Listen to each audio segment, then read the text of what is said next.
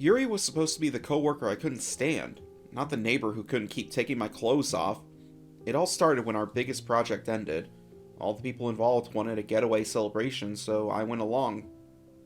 First, because I needed to chill my spirits as well, and second, because I wanted to get drunk and sleep the whole next day like a teenager. I shouldn't have taken those sweet drinks. I didn't want to go with wine or beer that night, so I played nice, but also, I forgot that sweet drinks are pure evil manifested in a cute glass in red color. So, when I woke up, head spinning, there was a scent of coffee that I was pretty sure I hadn't prepared. I blinked my eyes only to find a sleek, modern ceiling fan spinning lazily above me. This was not my bedroom. I sat up fast, and both my head and back hurt like crap. "What the hell?" I muttered, only to find Yuri standing at the doorstep, sipping the mentioned coffee like it was just another Tuesday. "You're awake," he said, his voice smooth and infuriatingly calm. "How's the head?" I opened my mouth to say something, but he interrupted me, as always. "Where's my clothes?" he asked in mockery, knowing that was exactly what I was going to say. Not a good morning, or even a thanks for not letting you die? Classy. And also a bit slutty. Yuri arched a brow and smirked. "They're in the dryer. You threw up on it." "I what?" I racked my brain, but it was a jumbled mess of blurry images and flashes of a bar, loud arguments, me wanting to punch Yuri. "You don't remember?" He laughed. "You got in a fight, and I stepped in before you could get punched. You almost gave me a purple eye for that, but I'll let that slide since you drunk was pure entertainment." "Ugh," I growled. "I'm sorry about that." And the puke. His gray eyes pierced me, as I decided to stand up, despite being naked. "Damn, my back," I said as my body felt the floor. "Too rough?" Oops. Then a flash of me kissing him came like thunder just before my eyes, and... Oh no, we didn't. Oh yes, we did. Oh God. I wanted the earth to swallow me whole. I should have punched him after all. "Coffee?" he asked, offering me his cup. We exchanged enough fluids to be shy over a mug, don't you think? I was gonna kill him. Or myself. Maybe myself in front of him so he could be cursed. That sounded like a plan. "Just give me my clothes, and I'll get going." "I just told you they're still drying. But if you're in a hurry..." He walked to his closet and tossed me a pair of shorts and a shirt. "Feel free to keep that as a souvenir." I stumbled out of bed, dressing in those, hating how we shared the same size. We were rivals at the office since he was a pain in my back since the first day, and also at school when we... just thinking about it makes me want to throw up. Studied together for 2 years. "You're lucky I live nearby," I growled under my breath, rolling my eyes at his comment. I took my keys and wallet from the floor and ignored him as I stalked toward the door. My fingers wrapped around the cool handle, desperate for an escape. I yanked it open and froze. That was my door. My blood-toned door, number 305. I looked at both sides, recognizing the hallway. "No way," I cursed. "Surprise," he said, raising his mug in mock celebration. "Looks like we're neighbors." I gawked at him. This can't be real." "Oh, it's very real," he said, setting the mug down and crossing his arms. "I moved in last week. Convenient, huh?" "Convenient?" I sputtered, gesturing wildly between the two doors. "I'm already obligated to see you all week. Now this?" Yuri tilted his head, his smirk softening into something almost amused. "It's not so bad. I mean, after last night, we're practically friends. With benefits now, I add." I was infuriated.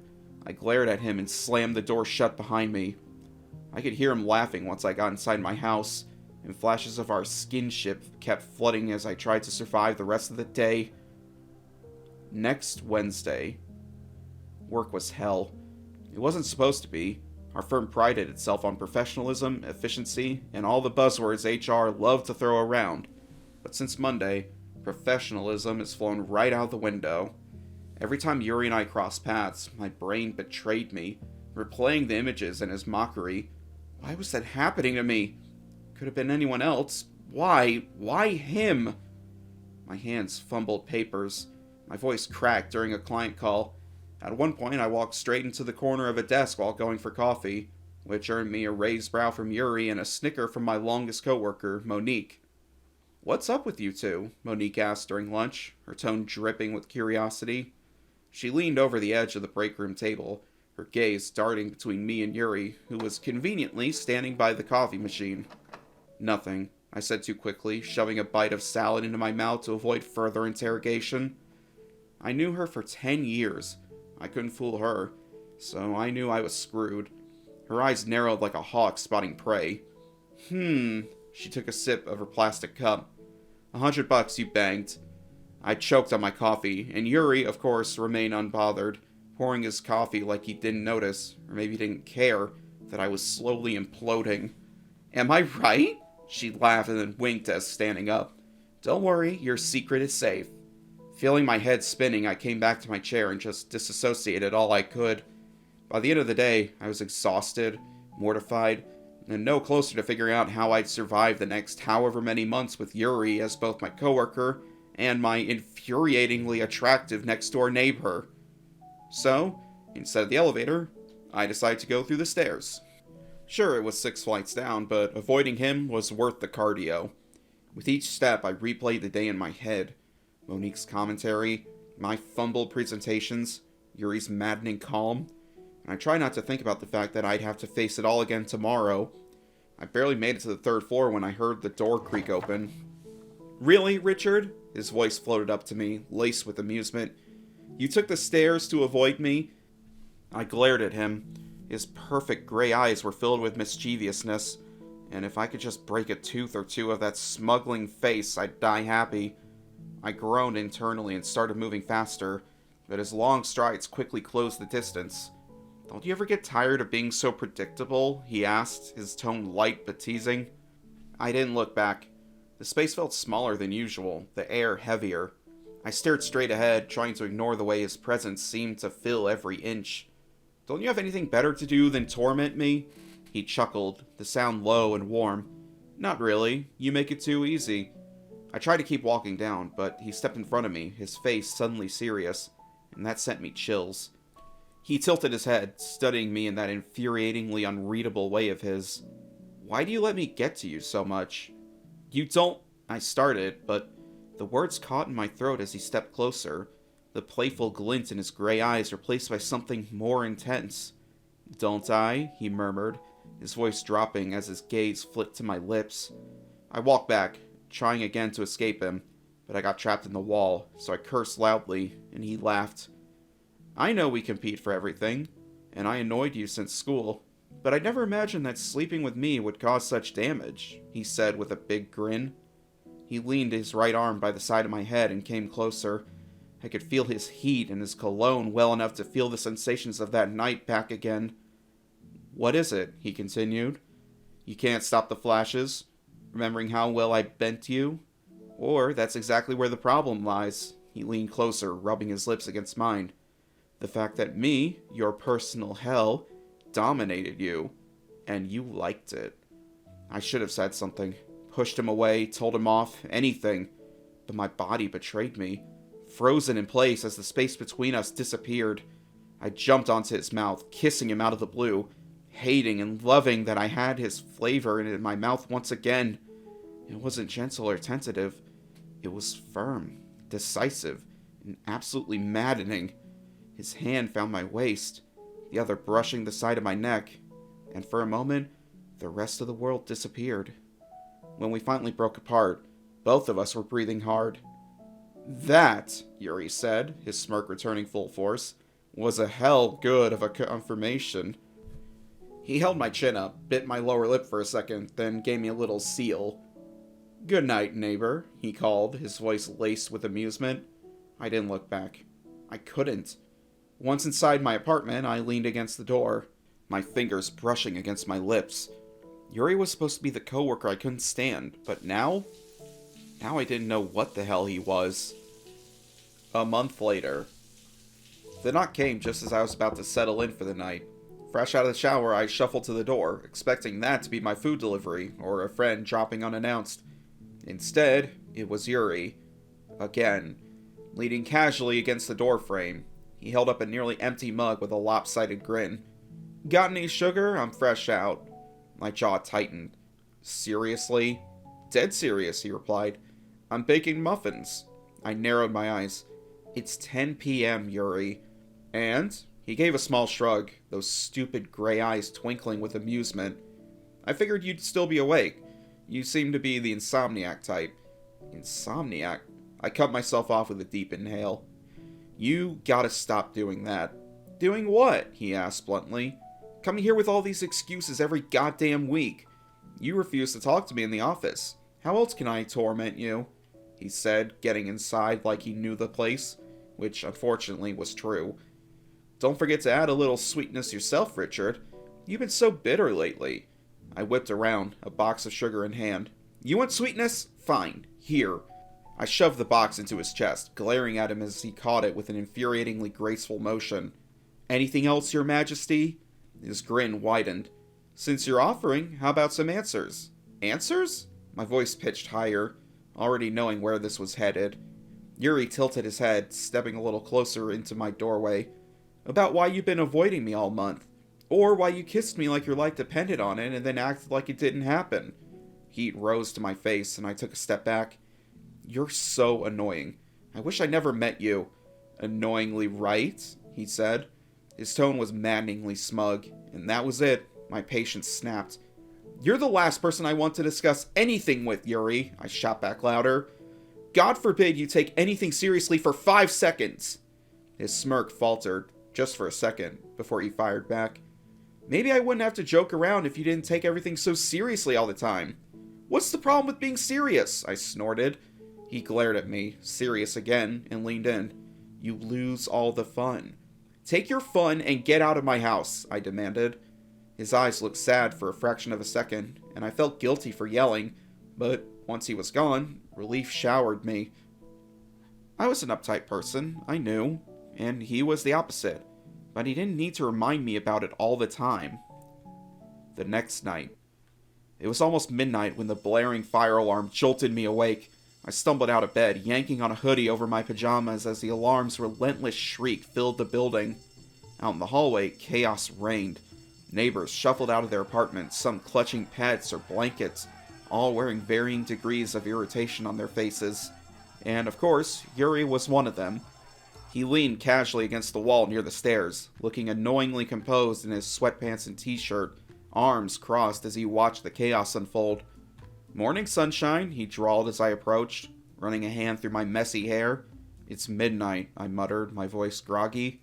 Details. We were herded downstairs by a frazzled building manager who explained, in between apologies, that it was a malfunction and there was no fire. We were stuck in the lobby until the fire alarm system reset. I felt the weight of the week on my shoulders, and all I wanted was to return to my bed. Yuri sidled up next to me, holding 2 disposable cups of something hot he'd scrounged from the communal coffee station. Here, he said, handing me one. I eyed it suspiciously. Poisoned? Only if you hate lukewarm cocoa. Against my better judgment, I took it. The sugary warmth was almost enough to soften my mood. Great building, huh? He said, gesturing toward the flickering lobby lights and peeling wallpaper. Fantastic, I replied dryly, suppressing a smile. Didn't know you could make small talk. Well, if you opened yourself enough to get to know me, you know I'm a nice guy. For the first time, our banter felt lighter, the usual tension softening under the shared frustration of being stuck here. Yuri leaned closer, his voice conspiratorial. You know Mrs. Goldstein's cat? I heard she lets it sit on the counter in the laundry room. I almost choked on my cocoa. That explains the smell. He agreed, and for the first time, I laughed. A real unrestrained laugh that caught me by surprise. We spent the rest of the way trading ridiculous stories about our neighbors and coworkers, and by the time the alarm was silenced, I almost didn't mind being stuck with him. Almost. The next week. I should have known fate wasn't done playing cruel jokes on me. Monday morning, just as I'd finally convinced myself I could survive another week of work without throttling Yuri, our boss made the announcement. The client wants you two on this, she said, beaming like she was handing out an award instead of sentencing me to death. I trust you to deliver something extraordinary. Yuri caught my eye, a smirk already forming. Dream team, he whispered, his tone oozing sarcasm. The project was ambitious, A high-stakes presentation for a major client. Missing even one detail could cost the firm months of work. It wasn't the kind of thing you could half-ass or stumble through. Not with Yuri breathing down my neck. Our first brainstorming session set the tone. Alone in one of the private meeting rooms, we clashed on everything. Ideas, execution, even font choices. Comic Sans? Seriously? He mocked, laughing back in his chair with that infuriatingly confident posture. I didn't say Comic Sans, I said Calibri, I snapped, pointing at the screen. Maybe if you spent less time trying to sound superior and more time listening. I listened just fine, he cut in, his gray eyes narrowing. It's not my fault your ideas need refinement. I slammed my pen on the table, the sound echoing in the small conference room. Refinement? Coming from the guy who suggested neon green for a corporate pitch deck? His smirk only grew. It was a joke, Richard. You know, humor. You should try it sometime. By lunch, the tension was so thick you could have cut it with a butter knife. But by some twisted miracle, or maybe sheer exhaustion, we started finding a rhythm. Yuri had a knack for spotting details I'd overlooked, while I managed to wrangle his more outlandish ideas into something cohesive. Okay, I admitted grudgingly during one late-night session. This layout isn't terrible. High praise coming from you, he shot back, though his grin was less mocking this time. He left the room after stretching out, and 20 minutes later he came back with 2 Chinese food takeout. Eat before you faint, he ordered. And don't even bother, I know you won't eat until you're finished with this, so wrap it up. I gave out a sincere laugh, and I could see him relaxing a bit, amused by it. I was too tired to fight his presence by then, so we just continued. It all became smooth, but the peace was fragile, and by Wednesday, it shattered. We were alone in a side office, the kind of cramped space no one used unless they were so desperate. The client had just sent over last-minute feedback, and it was clear we needed to redo half the presentation. Tempers flared almost immediately. Why didn't you flag this earlier? I demanded, pacing the room like a caged animal. I'm not psychic, Richard, Yuri shot back, his tone sharp. Maybe if you weren't so busy micromanaging, you'd have noticed. Micromanaging? I turned to face him, my hands clenched in a fist. Someone has to, with your refined ideas. He took a step closer, his eyes narrowing. At least my ideas have personality, unlike your very corporate, very beige taste. Beige, I barked, incredulous. I'm professional, Yuri. You wouldn't know that word if it hit you over the head with a color wheel. And you wouldn't know vision if it bit you on your perfectly starched tie, he shot back, taking another step closer. I crossed my arms, glaring at him. You're insufferable. Can't believe they paired us. And yet, here we are, he said, his voice dropping an octave as he closed the gap between us. His gray eyes gleamed, challenging me. Admit it, Richard, you love the thrill of it. Thrill of what? Wasting my time arguing with you? I scoffed, though my breath hitched as he leaned even closer. No. His smirk softened, turning into something dangerous. The thrill of me in your life. After the bar, you finally gained consciousness of how much I get under your skin. I froze, the heat of his proximity making it hard to think. The kiss on the stairs, my knocking on your door, my food delivers and small chats. He leaned closer and I stepped back, feeling a deja vu. You hate the fact that I'm a constant in your life and that you, deep down, like me. You're delusional. Am I? He tilted his head, his voice a low purr now. Your ears get all red when you're flustered, you know. Kind of adorable, really. My hand shot up to cover my ear before I could stop myself. He laughed, the sound rich and maddeningly attractive.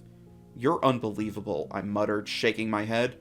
See, you're incredibly fun to rile up, he said, his gaze flicking to my lips for a fraction of a second, so quickly I almost missed it.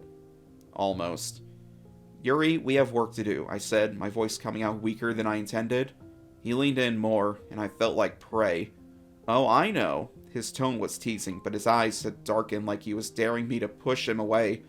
But as I'm your living hell, and we're all alone in the room, door closed by the way, he added, I'm done with you. So before we finish it, I'm going to finish you.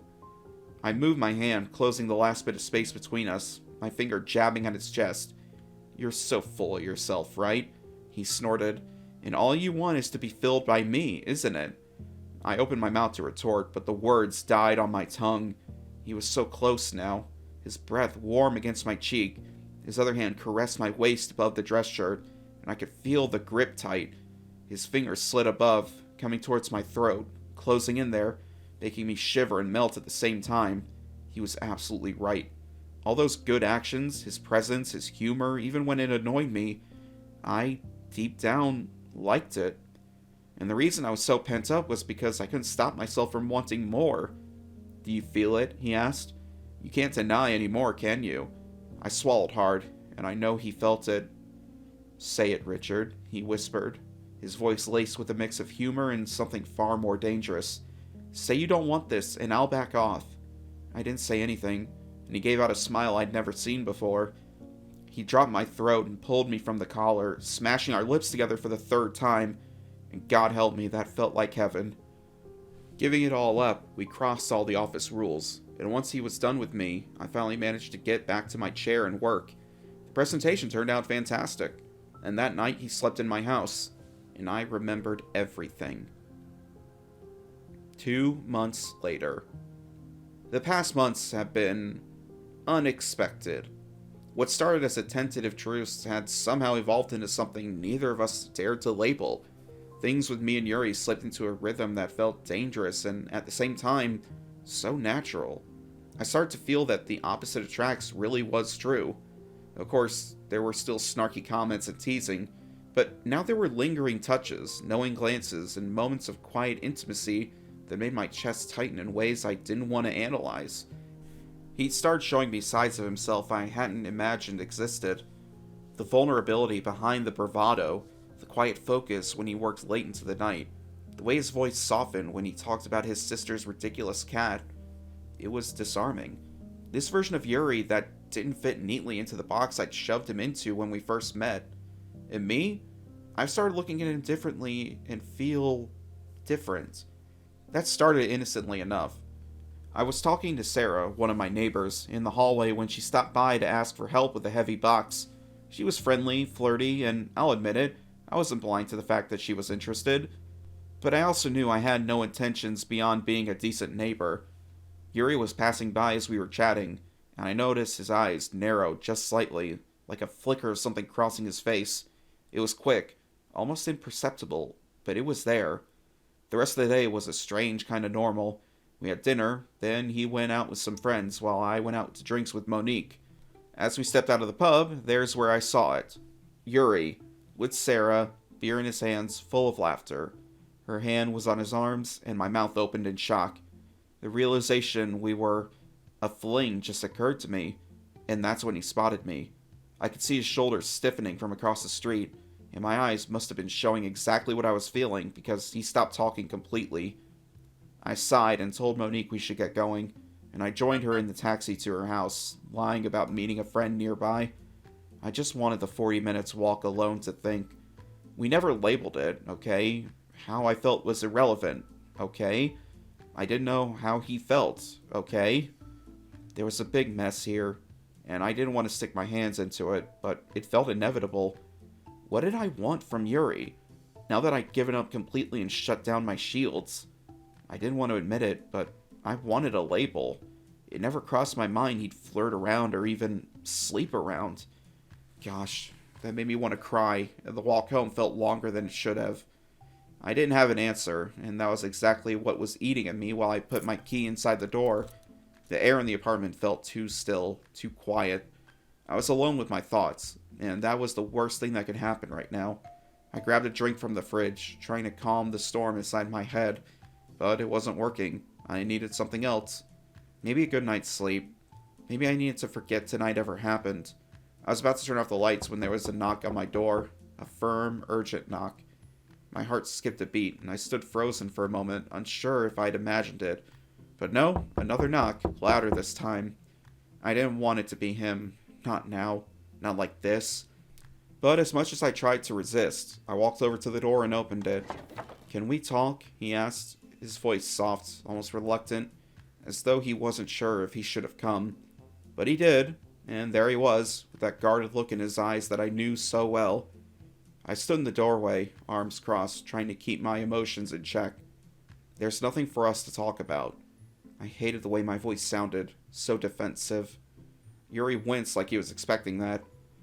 I had a few drinks, and she was being friendly. I didn't think... You didn't think, I cut him off, bitterness creeping into my tone. Yeah, I got that much. You didn't think. You were too busy laughing it up with her, weren't you? Yuri's eyes flashed something dark and conflicting across his face. I'm not sleeping around with her. I sighed.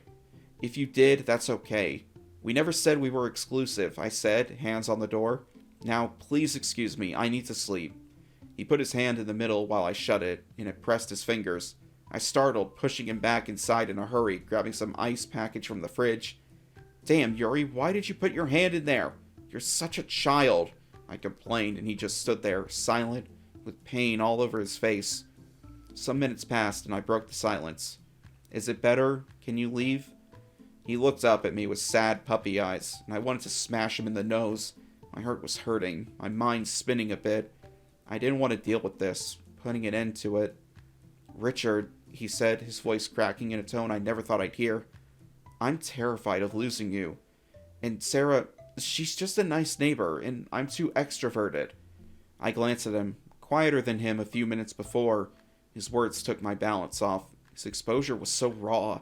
The funny, confident Yuri wasn't there, and I didn't know how to handle that. It's been years since I committed to someone, so I kinda forgot that's not how you're supposed to behave when you have a boyfriend. I stood there, frozen. His words were knocking the wind out of me, breaking through the walls I'd spent so long building. Excuse me, what? I finally spoke. He furrowed a brow. What?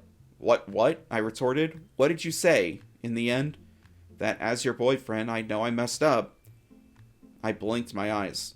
I didn't know you were my boyfriend, I said, completely in shock. He snorted. Do you really think you're just a fling to me? I nodded, incapable of saying the words. He stood up, coming closer, his cold hand rushing against my hair. Oh, Richard, how could you? There's only you to me. I exhaled something inside of me, finally unclenching. We need to start communicating better, I said with a small grin. He smiled and kissed my forehead. We're two dummies, he said while hugging me, and you're the best thing in my life. I pushed him away and looked at him, analyzed him for a while. His eyes widened slightly, the walls crumbling further. For a moment, we just stood there, the tension between us shifting into something softer, more certain. Richard, he murmured, his voice rough around the edges. Shut up and kiss me, I said, pulling him down before he could overthink it. He did, and all this time, there were no doubts inside of me. Just the knowledge that I, in fact, had a boyfriend all along. And who knew my biggest rival could be my best lover? Yuri was still too charming for his own good, and I still overanalyzed everything. But instead of letting our flaws divide us, we leaned into them, finding a balance between his spontaneity and my caution. He left little notes on my desk, doodles or teasing comments that never failed to make me smile. I learned to make his favorite dumplings, slipping them into his lunch when he worked late. Bit by bit, we built something neither of us had expected. Our days turned into rituals, Sunday mornings tangled in blankets, arguing over playlists, weeknights with him waiting by his bike, that smirk of his sending my heart racing, quiet evenings when the world faded, leaving just us and the warmth we shared. And then, a year had passed. One evening, sitting together on the couch, I finally said, You're here so much anyway. Maybe it's time to make it official? He smiled, slow and breathtaking. Are you asking me to move in? I guess I am, I said, cheeks burning. Took you long enough, he murmured, pulling me close. I was starting to think I'd have to ask first. And just like that, we crossed another milestone together. It wasn't a grand declaration or a sweeping gesture. It was simple, honest, and completely us. In the following days, as we started packing his things, tripping over boxes and bickering over where to put his ridiculous collection of mugs, I realized something. We weren't just building a home. We were building a life. Together. The end. Have you ever surprised yourself by falling for someone you least expected? Thanks for watching. Consider subscribing to become a part of our Rainbow Force and stay wholesome.